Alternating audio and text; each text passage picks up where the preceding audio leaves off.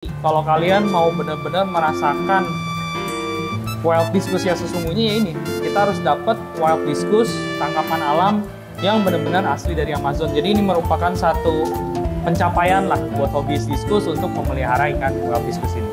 Dari tangkapan alam di sungainya itu nggak langsung di packing terus diterbangin ke sini, teman-teman. Jadi itu ikan-ikan harus dikarantina juga di istilahnya farm mereka di sana, penampungan mereka di sana, diobatin dulu, di istilahnya kita di deworming. Jadi waktu itu biar ini benar-benar matang, benar-benar filtrasinya mature, bakteria beneficial bakterianya ada, kita pakai biozim dari yang nitrifying bacteria. Biar ini begitu ikan masuk sini, filtrasi udah berjalan, bakterinya udah bisa mengolah amonia menjadi nitrit, nitrit menjadi nitrat. Apa aja sih yang kita lakuin dan seberapa penting proses adaptasi ikan itu ketika ikan wild discus ini sampai di Zora? Apa aja yang dilakuin itu nanti dibantu sama Ciseli. Kenapa? Karena ikan ini menempuh perjalanan 4 hari 4 kali 24 jam di pesawat tanpa reoksi, tanpa pergantian air. Jadi bayangin teman-teman, 4 hari ikan di dalam kantong, airnya seperti apa, ada stres apa enggak, itu nanti akan kita bahas di session Ciseli yang berikut ini.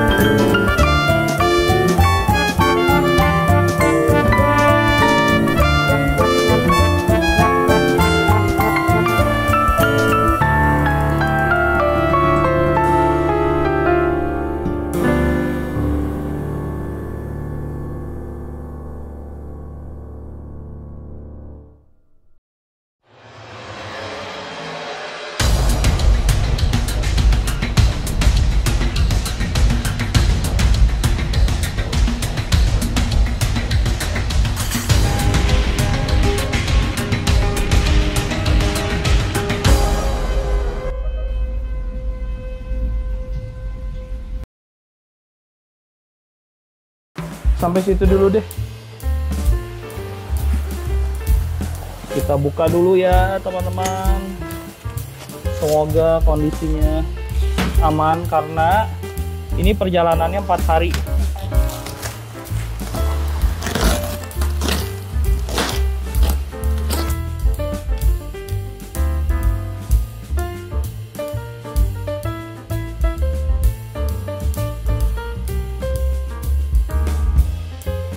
Oke, jadi waktu ikan-ikan ini udah sampai, kita lakukan aklimatisasi. Jadi kita unboxing dulu, kita cek satu persatu dulu ikannya, apakah ada dead on arrival.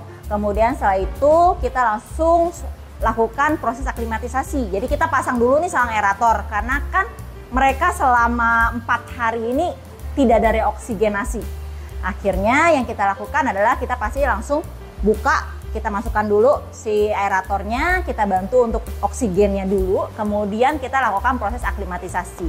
Nah, proses aklimatisasi ini kita ambil air dari masing-masing akuarium ini ke dalam box styrofoamnya sampai dengan parameter airnya itu, terutama pH, suhu, dan juga TDS-nya itu sudah mirip, baru kita masukkan si ikan-ikannya ke dalam akuarium. Selain itu yang kita lihat juga adalah kestabilan dari si ikannya.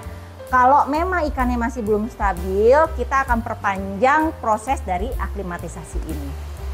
Dari proses aklimatisasi yang kita lanjutkan dengan proses karantina. Jadi tidak langsung saya lepas nih ikan-ikan wild ini. Proses karantinanya ini berlangsung kurang lebih hampir 1 bulan. Dari awal ikan ini datang sampai mereka stabil dan siap untuk dilepas ke rumah baru mereka.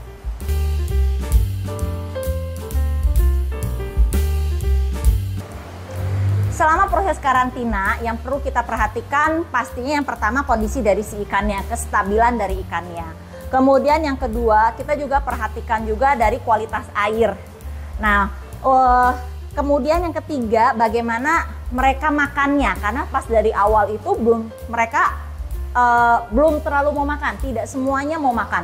Bahkan mungkin pas hari kemarin itu saya mulai coba kasih makan itu sekitar 24 jam setelah mereka tiba, itu yang mau makan paling juga cuma 1-2 ekor. Nah, ini semakin hari itu saya observasi perkembangannya, apakah mereka semakin banyak yang mau makan, kemudian warnanya mereka dan keaktifannya mereka.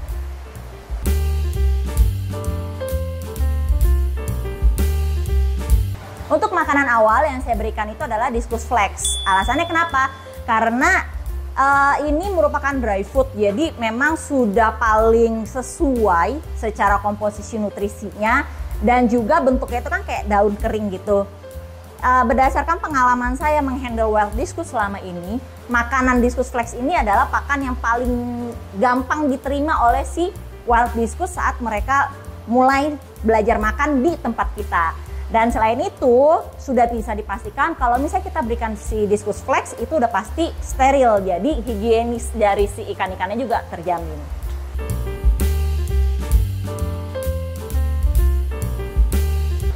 Oke, jadi kalau untuk treatment harian yang diberikan, yang sudah pasti pertama saya lakukan water change. Water change ini pas awal-awal saya lakukan maksimal 50% doang. Kenapa? Karena saya nggak mau ada swing dari parameter airnya. Jadi kita mau mereka supaya nyaman dulu nih dengan parameter air di Zora Discus. Kemudian yang berikutnya saya berikan ada pemberian obat-obatan, tapi saya berikan yang ringan saja. Jadi saya memberikan medis antibiotik ya dengan komponen utama itu adalah acroflavin.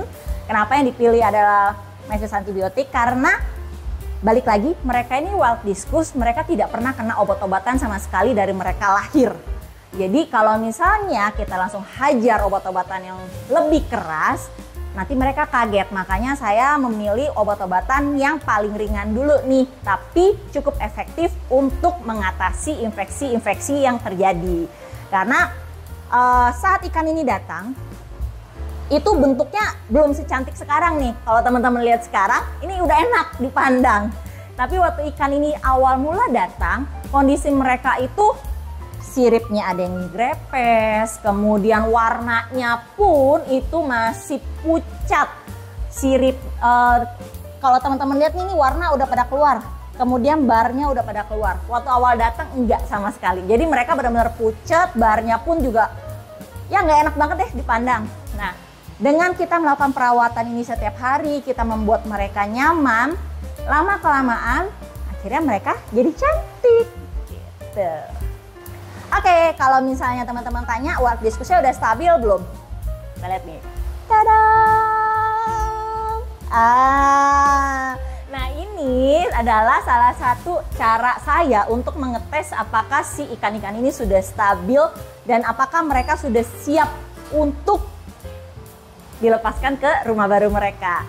Tandanya adalah mereka udah aktif nih, kalau teman-teman lihat mereka udah aktif banget. Ini minta makan juga, berenangnya juga udah sangat enak, warnanya udah keluar, finnya atau siripnya itu juga udah mekar. Jadi ini udah performnya seperform banget. Dan ini udah siap banget untuk dilepas ke rumah baru mereka. Buat teman-teman yang tertarik mau punya wild discus ini berenang di akuarium teman-teman di rumah, bisa langsung aja WA ke 0811-989-1943. Atau kalau yang penasaran mau langsung pilih di on the spot di sini nih, teman-teman bisa langsung aja datang ke Galeri Zora Discus. Alamatnya ada di sini ya. Cari Discus di Zora Discus aja. Bye-bye.